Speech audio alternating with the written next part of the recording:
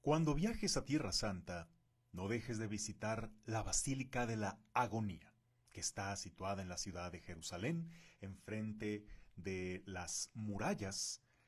Allí es el lugar del Monte de los Olivos, allí donde el Señor experimentó el más grande de sus sufrimientos, que curiosamente no era un sufrimiento tanto físico, sino moral, que fue su agonía, el momento en que humanamente sintió esa tan natural resistencia al sufrimiento, resistencia a aceptar la voluntad de Dios cuando ésta es difícil y dolorosa.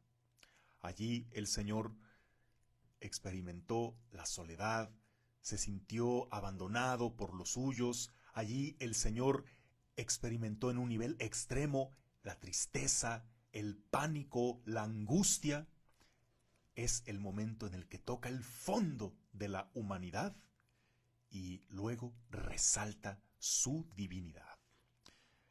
Cuando vas a la Basílica de la Agonía, saliendo tienes una vista preciosa a la ciudad de Jerusalén. Si has visto una postal de la moderna ciudad de Jerusalén, destacará sin duda una cúpula dorada que es una mezquita de los musulmanes. Es la mezquita de la Roca, justo arriba del Muro de las Lamentaciones. Esta mezquita es donde se atribuye que se iba a realizar el sacrificio de Isaac. Ya ven que Abraham es padre tanto de los judíos como de los árabes, pues allí es un lugar sagrado para el Islam, porque es el lugar en donde Abraham sacrificaría a su hijo Isaac. Y todos conocemos bien esa historia. Abraham iba a obedecer el mandato de Dios, sin embargo el Señor probó su fidelidad y no le pidió el sacrificio de su hijo. Sin embargo, justo enfrente de esa roca está otra roca, la roca que se encuentra dentro de la Basílica de la Agonía.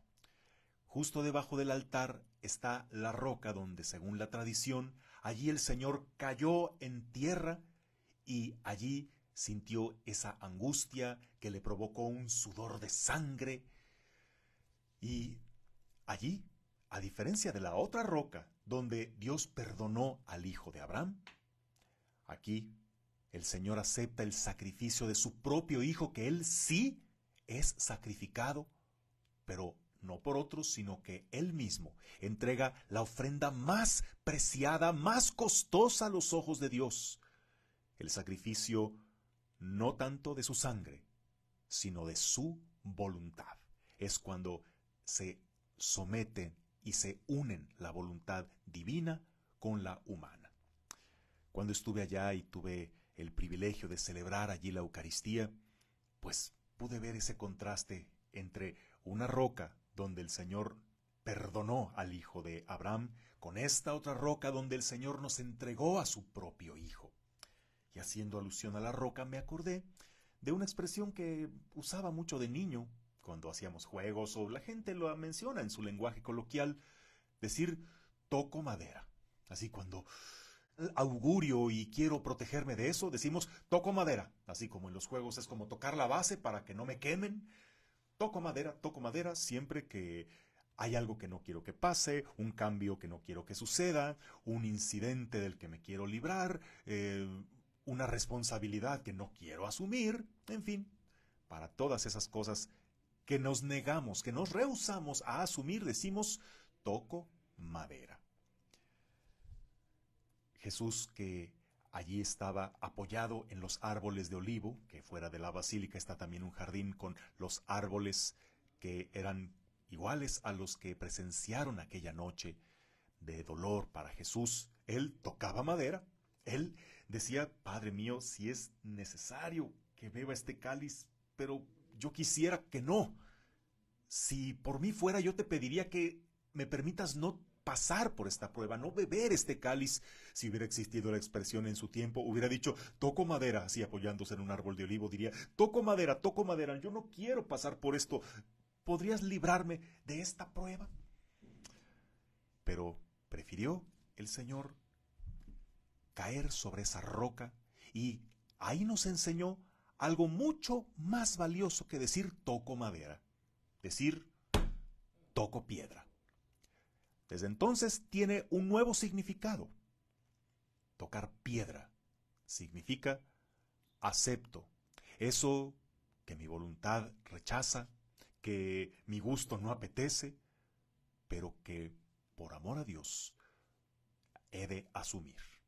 Toco piedra, aceptando y avanzando serenamente, sin que nadie me obligue, sino porque lo acepté, porque estoy dispuesto a hacerlo, hacia esa prueba que tengo que enfrentar. Hay veces que es inevitable. Hay algo que debe pasar y no puedes hacer nada para evitarlo. O es más, ya pasó. Pero aún así nos resistimos cuando aceptas eso que es inevitable. Porque no puedes hacer que no pase o porque ya sucedió y no lo puedes volver al pasado. Eso se llama resignación. Pero cuando tienes opciones, que Jesús las tenía, Jesús pudo haber huido, Jesús, que bien conocía las intenciones de Judas, pudo haberlo delatado, pudo hacerse defender por sus seguidores o por legiones de ángeles. Jesús tenía opciones. Sin embargo, sabía que eso era necesario para alcanzar nuestra redención, para cumplir con su misión, y él aceptó esa parte difícil a la que esa parte suya tan humana se negaba. Entonces, en vez de decir, toco madera, yo no quiero pasar por esto, dijo, ¿cómo de que no? Caigo en tierra y sudo sangre y lloro y me revuelco, pero toco piedra porque estoy dispuesto a hacerlo, porque voy a asumirlo, porque no voy a negarme a cumplir mi misión, porque mi Padre espera esto de mí y lo haré. Bueno, ¿y tú ante las pruebas que la vida te presenta, ante esas cosas que ves venir o que ya estás pasando, tú dices toco madera, tratando siempre de huir y pues te persigue como tu propia sombra aquello que te niegas a enfrentar? ¿O dices toco piedra, mirando de frente tus temores, avanzando hacia ellos y enfrentándolos? ¿Estás dispuesto a tomar ese cáliz amargo que tu Padre Dios te da y beberlo hasta el fondo? Pues entre más te estás negando, más te duele que el hecho de simplemente tomarlo y va hasta el fondo. Hoy cada uno de nosotros tenemos alguna tribulación que nos hace decir toco madera.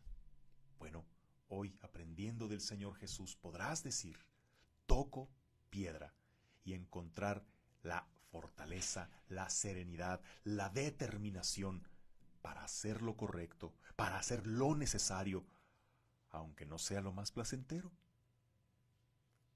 Gracias, Señor Jesús, por habernos dado esta enseñanza.